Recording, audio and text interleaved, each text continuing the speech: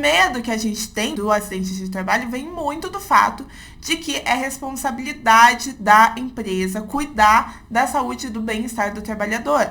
E isso significa que também é responsabilidade da empresa arcar com qualquer problema que tenha acontecido dentro do ambiente de trabalho àquele trabalhador por causa dela mesma empresa.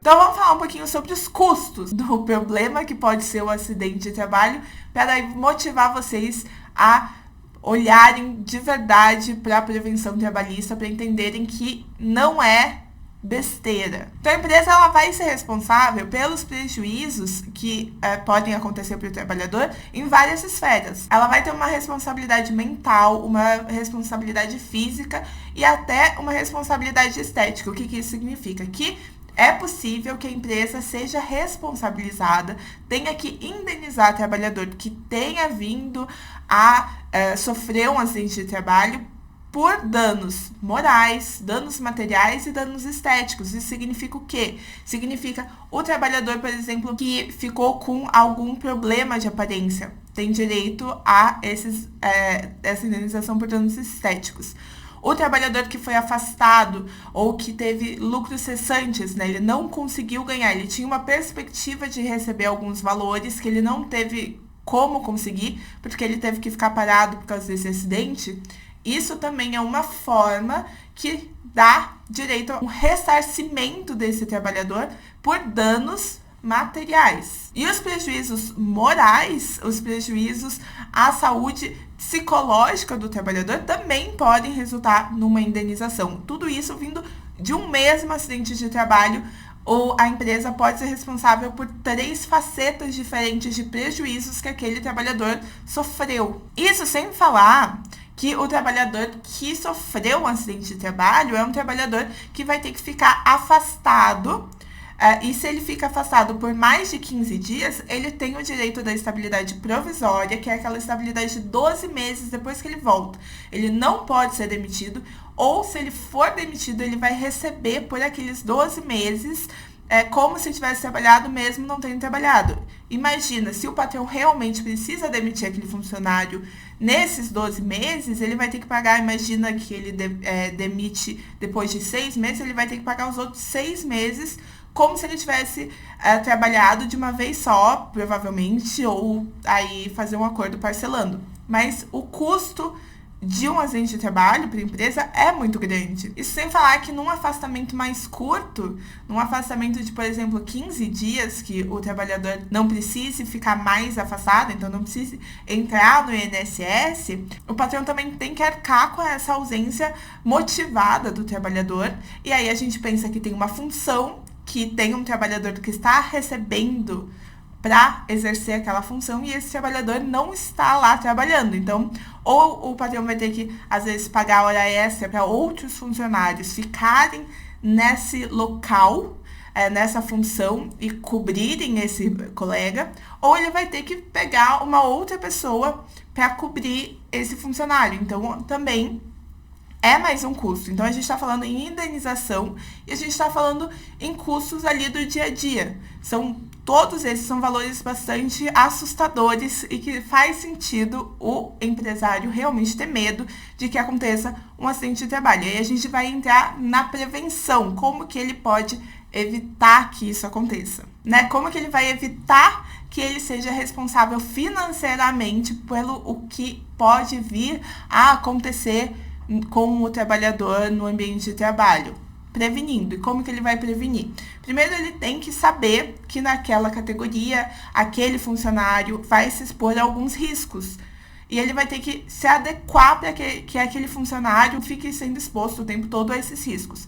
Obviamente, a gente está aqui falando sobre acidente de trabalho, mas essa responsabilidade do empregador com o funcionário pode também ter a ver com uma doença ocupacional. Então, se o funcionário não estiver numa postura adequada, se ele não tiver os equipamentos de segurança adequados, tudo isso pode levar não a um acidente de trabalho, que é algo instantâneo, mas a repetitivas lesões que podem levar a uma doença ocupacional. Não é o tema do vídeo que a gente está falando aqui hoje, mas é algo que a empresa tem que pensar também quando ela vai pensar em se prevenir. E aí ela vai se prevenir como? Ela vai se adequar às normas de medicina e segurança do trabalho. E para ela se adequar, ela tem que saber quais os riscos daquela empresa. Obviamente que não tem um manual assim geral pra gente resolver isso. A gente tem que ver no caso concreto, ou o próprio empresário vai ver isso, ou ele vai ver isso com a ajuda de um advogado,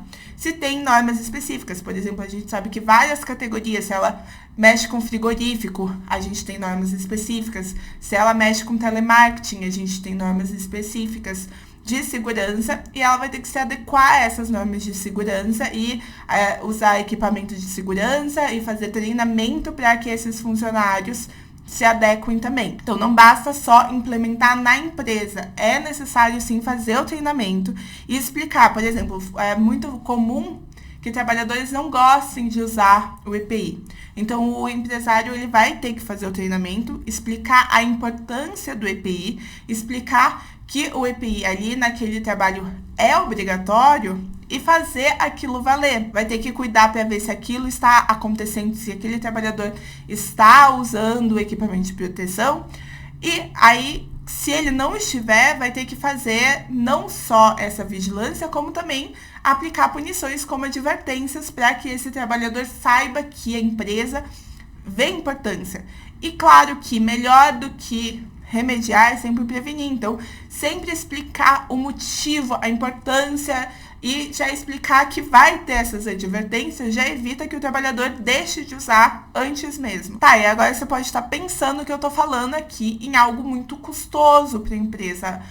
Melhor deixar para depois, né? A prevenção trabalhista, ela é custosa?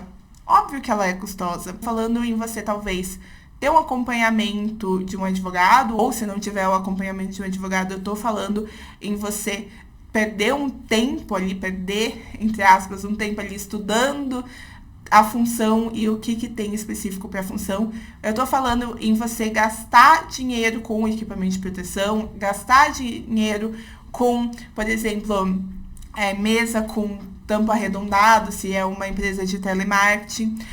Eu tô falando também em gastar dinheiro com treinamento de funcionário, mas a gente tem que pensar que prevenção nunca é um custo. O custo é o prejuízo que a empresa tem, é o remediar, é a indenização, é a ação trabalhista, é indenização por danos morais, por danos materiais, por danos estéticos, é o custo de ter esse funcionário afastado. Tudo isso são prejuízos para a empresa. A prevenção nunca vai ser um prejuízo, ela é um investimento que a empresa está fazendo em si mesma, porque ela quer saber de que nada de errado está acontecendo dentro da empresa, que ela está fazendo tudo certo e ela está tomando esse lugar ativo de eu não vou me vitimizar de que algo aconteceu quando aconteceu. Não, eu vou fazer a minha empresa não ter esses problemas, vou deixar para me preocupar com outras coisas, que toda empresa tem muita coisa para se preocupar, porque eu tenho o controle sobre isso. E se eu tenho o controle sobre isso, por que eu não vou fazer? Isso tudo é investimento de tempo e investimento de dinheiro. E é possível, sim, a gente evitar esse custo para a empresa. É possível, sim, a gente ter uma tranquilidade de que se algo acontecer, você cobriu todas as suas bases, de que a responsabilidade, o nexo de causalidade não vai ser com a empresa, porque a empresa fez tudo certo. E é isso, espero que vocês tenham gostado desse vídeo curtinho, falando um pouquinho sobre o custo da acidente de trabalho para a empresa e como que a empresa pode fazer para não ter que se preocupar com isso. Se vocês tiverem qualquer dúvida no assunto, eu estou sempre à disposição. Vocês podem me perguntar por aqui, podem ir atrás de mim lá no Instagram, se vocês quiserem falar diretamente comigo. São esses os caminhos que vocês podem ir, e até o próximo vídeo. Tchau!